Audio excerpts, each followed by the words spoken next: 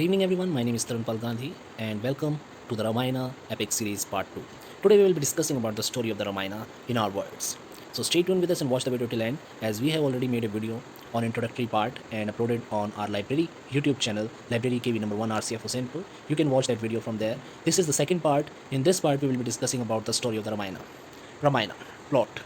Once upon a time, in the enshrined city of Ayodhya lived a king. His name was Dashatha. He was a great and happy king.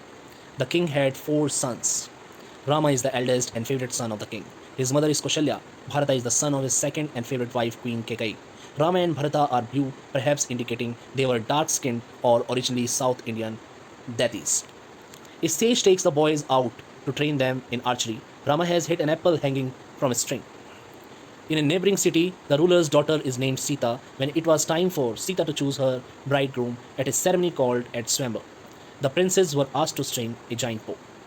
No one else can even lift the bow, but as Rama bends it, he not only strings it but breaks it in two pieces. Sita indicates she has chosen Rama as her husband by putting a garland around his neck. The disappointed suitors watch. King Dashatha, Rama's father, decides it is time to give his throne to his eldest son Rama and retire to the forest to seek moksha. Everyone seems pleased. This plan fulfills the rules of dharma because an eldest son should rule, and if a son can take over one's responsibilities, one's last year may be spent in a search for moksha. In addition, everyone loves Rama. However, Rama's stepmother, the king's second wife, is not pleased.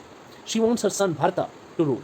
Because of an oath Dashatha had made to her years before, she gets the king to agree to banish Rama for 14 years and to crown Bharata, even though the king, on bended knee, begs her not to demand such things. Broken hearted, the devastated king cannot face Rama with the news, and Kekai must tell him. Rama, always obedient, is as content to go into banishment in the forest as to be crowned king. Sita convinces Rama that she belongs to as his side, and his brother Lakshmana also begs to accompany him. Rama, Sita, and Lakshmana set out for the forest. Bharata, whose mother's evil plot has won him the throne, is very upset when he finds out what has happened. Not for a moment does he consider breaking the rules of Dharma and becoming king in Rama's place. He goes to Rama's forest retreat and begs Rama to return and rule, but Rama refuses. We must obey father, Rama says. Bharata then takes Rama's sandals, saying, I will put these on the throne, and every day I shall place the fruits of my work at the feet of my Lord. Embracing Rama, he takes the sandals and returns to Ayodhya. Years pass, and Rama, Sita, and Lakshmana are very happy in the forest. Rama and Lakshmana destroy Rakshasas, evil creatures, who disturb the sages in their meditations. One day, a Rakshasa princess tries to seduce Rama, and Lakshmana wound her and drives her away. She returns to her brother Ravana, the 10-headed ruler of Lanka, Sri Lanka, formerly Ceylon, and tells her brother, who has a weakness of beautiful women, about lovely Sita. Ravana devises a plan to abduct Sita. He sends a magical golden deer, which Sita desires. Rama and Lakshmana go off to hunt the deer, first drawing a protective circle around Sita and warning her she will be safe as long as she does not step outside the circle. As they go off, Ravana, who can change his shape, appears as a holy man begging alms. The moment Sita steps outside the circle to give him food, Ravana grabs her and carries her off his kingdom in Lanka. Rama is broken-hearted when he returns to the empty hut and cannot find Sita. A band of monkeys offer to help him find Sita. Ravana has carried Sita to his palace in Lanka, but he cannot force her to be his wife, so he puts her in a grove and alternatively sweet talks her and threatens her in an attempt to get her to agree to marry him. Sita will not even look at him, but thinks only of her beloved Rama.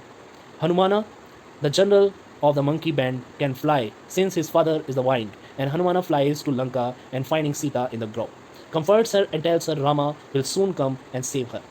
Rama, Lakshmana, and the monkey army built a causeway from the tip of India to Sri Lanka and cross over to Lanka. A might battle ensues. Rama kills several of Ravana's brothers, and then Rama confronts 10-headed Ravana.